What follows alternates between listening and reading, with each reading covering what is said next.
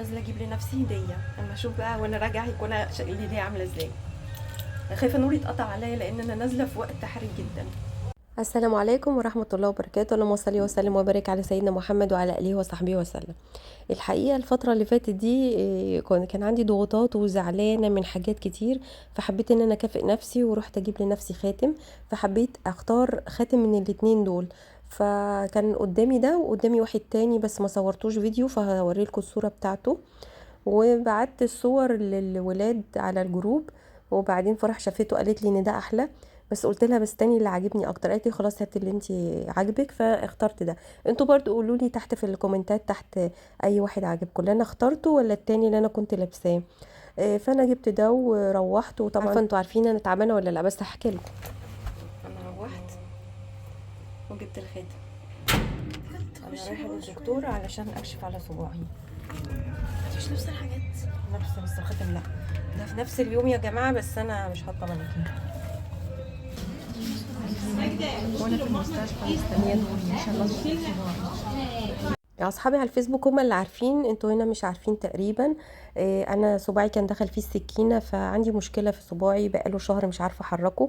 فجيت المستشفى وكشفت عند الدكتور وقال لي ان انا عندي كدمه في الوتر.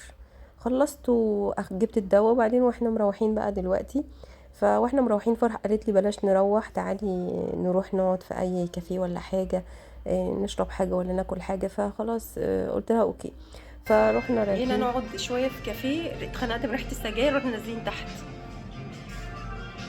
حبيت ان انا انزل الفيديو ده عشان اقول لكل الناس يعني ما تكونوش زعلانين وانتوا بتدخلوا المطبخ عشان يكونوا زعلانين او متضايقين، يا اما بتجرحوا نفسكم وبتعوروا نفسكم بسكينه او الاكل بيطلع وحش. فانا عورت نفسي بسكينه، كنت يومها زعلانه وبقالي فتره زعلانه، في ناس كتير مزعلني قوي، فحبيت ان انا اصالح نفسي، عشان كده نزلت اشتريت لنفسي الخاتم ده كنوع من المكافأة او الهدية ليا لنفسي. يعني حبيت ان انا ابسط نفسي لان انا بقالي فترة زعلانة، فالحمد لله يعني. فانا لو ما كانش معايا فلوس للخاتم انا كنت حتى نزلت فسحت نفسي، بس كلت مثلا اي حاجة حلوة، جبت لنفسي ورد، اي حاجة يعني. فانا من زمان في عيد ميلادات، في العيد ميلاد بتاعي، في اي مناسبه ليا بجيب لنفسي هديه. لكن قررت بعد كده ان انا اي حد يزعلني هنزل اجيب لنفسي هديه، هفسح نفسي، هخرج مع نفسي. فالنهارده انا خرجت النهارده مرتين، ودي ما بتحصلش، انا بخرج مره واحده في اليوم، ولو حصلت بتكون حاجات استثنائيه وحاجات مش بتحصل على طول. انا بخرج مره واحده في اليوم، بس في اليوم ده انا خرجت مرتين. وللناس بتقعد تقول لي انت بتحطي مانيكير وما بتصليش، هتلاحظوا في اول الفيديو انا نازله الظهر بعد صلاه الظهر وكنت حاطه مانيكير، ولما نزلت بقى اخر النهار ما كنتش حاطه، عشان تعرفوا ان انا في نفس اليوم بحط وبمسح عشان الصلاه، لان في ناس كتير بتنتقدني على الصلاه.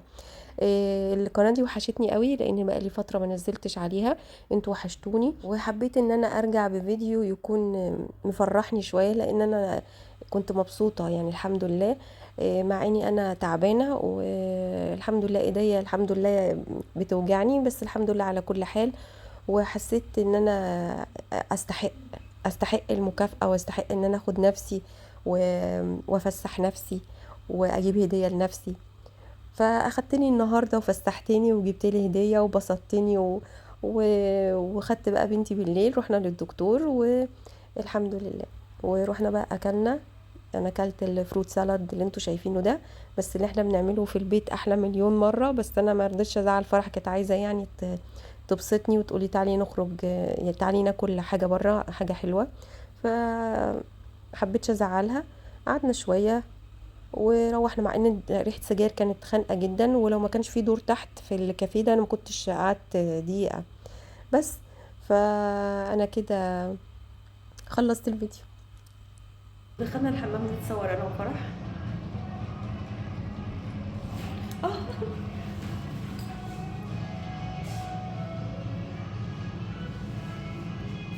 يلا يا جماعه احنا هنروح دلوقتي، وده بيجي ورانا وحاجه يعني. يلا. وانا راجعه يا جماعه من عند الدكتور الحمد لله طلع كدمه في الوتر.